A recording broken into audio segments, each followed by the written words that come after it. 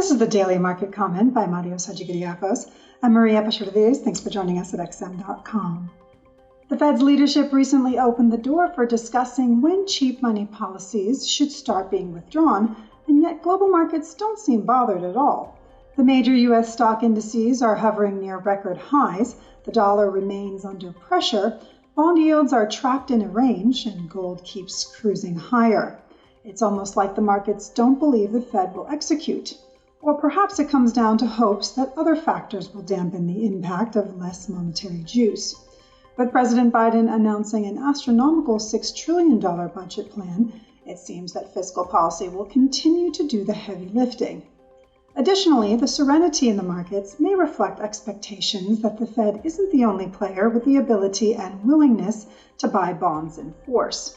Prominent strategists suggest that any QE tapering announcement later this year could be paired with a lifting of the asset ban on Wells Fargo. It's a quiet start to a busy week with market holidays in America and Britain keeping liquidity conditions thin today. Still, caution is warranted in such an environment.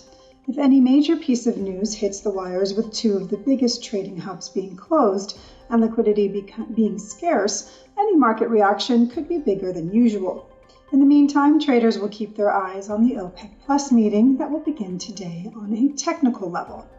While the official meeting between energy ministers isn't until tomorrow, it's common to hear remarks from the various officials ahead of time about the mood surrounding the talks, which can move oil prices as traders position for the actual event.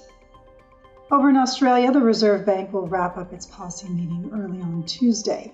But in contrast to the RBA and OPEC meeting last week, the RBA is unlikely to deliver any fireworks. Policymakers have signaled that any major policy decisions will wait until July.